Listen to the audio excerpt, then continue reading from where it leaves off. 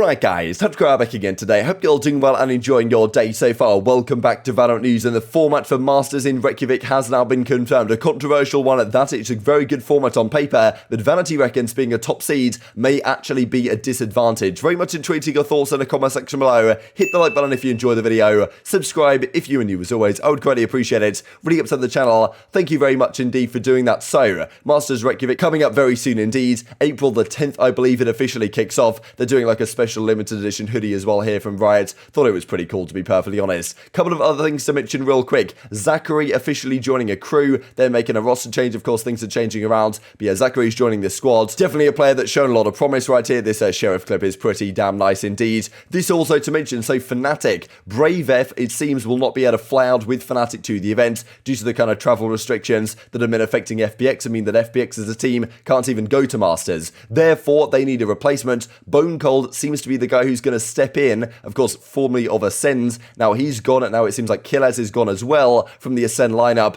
and it seems like, well, Fnatic might go for a guy like Bone Cold, and he's on the plane out with them at the present time, so maybe that's what they're going to do. It seems more and more likely by the day. World champion stepping into Fnatic, maybe he can add something that they need. I mean, of course, we saw FPX, right? They were doing some unbelievable job with even substitute players in the team, like maybe Fnatic can do something similar. But yeah, Deph's been so good for them lately. It's a shame to see it end like this, and I think they have the number 2 seed coming out of the EMEA side now. FPX isn't there anymore, but number 2 seed means very different things to what number 1 seed means. We'll look at it in just a couple of seconds. So as Ye says, super excited for Iceland. You only get so many opportunities as a player. Don't want to have any regrets, so I'll do my best. So up to get the number 2 seed from North America, because of course the Guard beat them to win the playoffs. But some would actually argue that for a team like Optic, who obviously are very strong, like it's actually better for them to be number 2 seed than to be the number 1 seed. The Vanity will explain it here in just a couple of seconds. So the first VALORANT Masters of the year is back. They explained the format last night, going through the fact that it's going to be best of 3 the entire way, apart from, I believe, the losers and the grand finals. That will be best of 5. So that's, of course, very exciting and understandable. Now, of course, that they describe the format, all the different regions that's going on, the teams from all across the world, the format as it has gone down. This is, of course, the kind of dates right here. So we've got the 10th through the 18th. That's the group and the early bracket. Then the finals go from the 22nd all the way through to the 24th. So exciting stuff. 2 weeks of VALORANT coming up in just under 2 weeks' time. This is an explainer graphic that I saw made. I thought was made a lot of sense. So this is how it goes. The 12 teams that qualified are split into 2 groups. Either you're a top seed or you're effectively an other team. Now, the top seed from North America, EMEA, APAC, and Brazil and Latin America, and we'll explain exactly how that is determined here in a second, then they qualify straight to the playoffs. The other teams have to go through a group stage that then qualifies them into a randomly seeded playoff bracket against these teams, but I think they mix up the seeding to some degree to make sure the matchups that have already occurred don't occur again in the first round in this type of situation.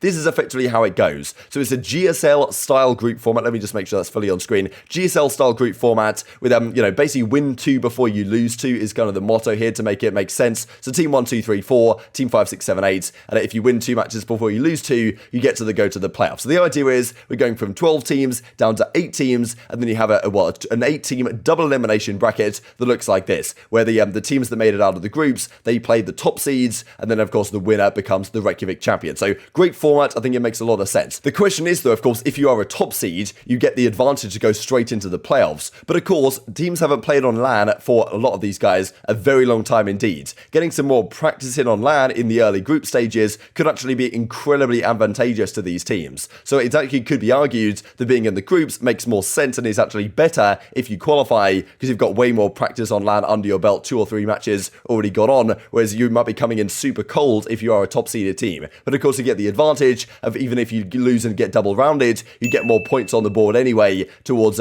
champions qualification and this type of stuff. This is how it appears here then over at VLRGG, and we'll explain exactly which teams are going to slot into which positions. So as we say, 2 groups. There's 8 teams right here that aren't the top seeds. They slot in here, and of course I don't exactly know how they'll be kind of formatted here, but they'll go in one way or another. The bracket will be confirmed very soon when we have the winner of Leviathan and Ninjas in Pyjamas to determine the final team that's going to go here to Masters. But again, that's the way it works. 2 teams qualify, 1 through the winners, right? If you win, you qualify. If you lose, then win 2, then you qualify as well. Same for both of them. They go from 8 teams down to 4 teams. If you come 11th, 12th, 10th, 9th, you get 125, 150 points respectively, and these are the teams that are participating here. So Fnatic, Liquid, Optic Gaming, DRX, Zeta Division, Xerxia, and the Brazil Latin American playoff situation is kind of weird. So basically the way this works is that there's currently a match going on, I think in a couple of days time, between Leviathan and Ninjas in Pyjamas, right? So Ninjas in Pyjamas Pajamas were the loser of the Brazilian Grand Finals, Loud beat them, and Leviathan the loser of the Latin American Grand Finals, where Crew Esports beat them. So whoever wins out of that series,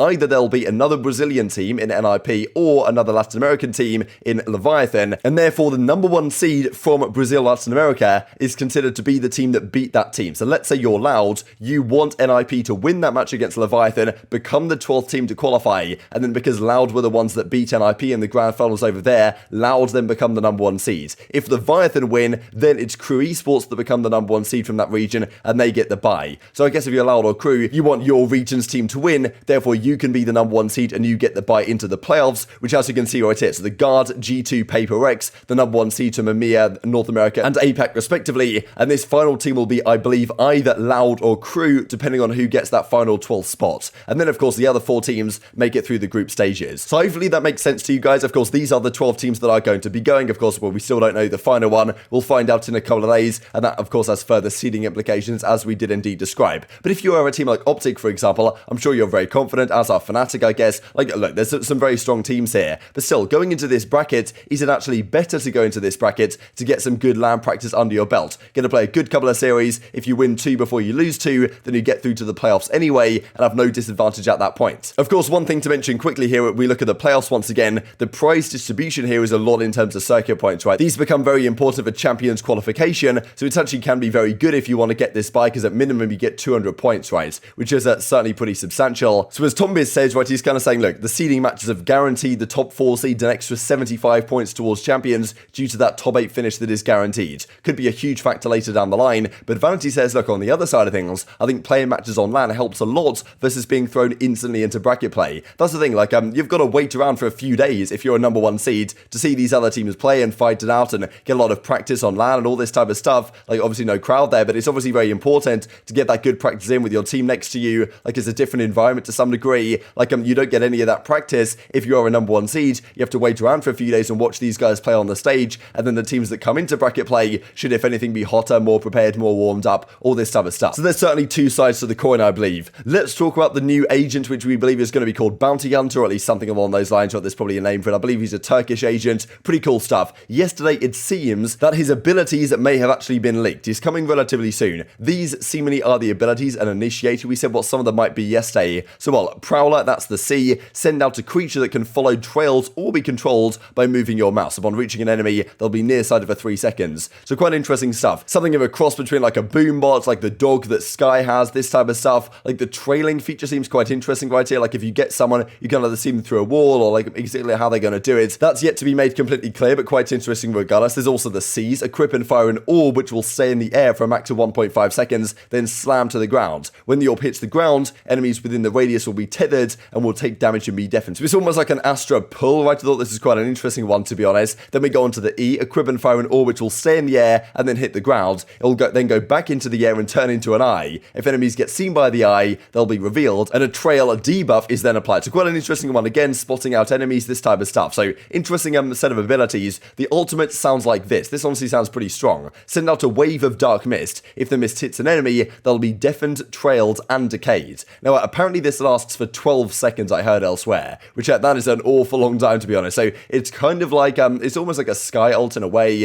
If you get hit with it, you get hit pretty hard. But if it really lasts this long, that's going to be pretty extreme, to be honest. These are only leaks, these are only rumors. Things could certainly all change on this front, but it seems for now like a pretty powerful agent. Hopefully he can have a place. I'm sure Tarek certainly wants him to be viable. Couple of things just to finish out the video here with. I thought some great stats here from Willminder once again. North America VCT Stage 1, teams records when they go to overtime. So these are the overall records right here, as you guys can see. But it gives rather an interesting picture into which teams have like the clutch factor and which teams do not. Of course, some teams have not even been to any overtimes, but the Guard are 2-0 in their overtimes. The team, I guess, that stands out, right, Sentinels 0-1, Thieves 1-2. But version 1, right, despite their phenomenal record 6-2, whenever they go to overtime, they can seemingly be counted on to lose. 0-3 in their overtime games. That's pretty tough. And a nice little clip here from Sabrosa to finish out the video. But very much intrigued your thoughts and all this stuff in the comment section below. Hope you guys enjoyed the video. If you did enjoy it, hitting the like button tells the YouTube gods it's a good video. It looks like you should see it as well. And hope grow the competitive Valorant community. Thank you as always. Take care.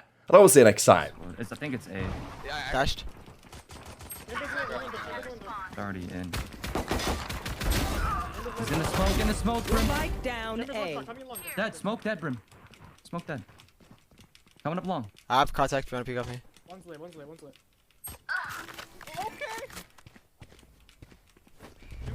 I'm wide your right. You can only go left. I'm flashing ace. One enemy remaining. Mike spotted A. Oh, this the goat. This the goat, Roses.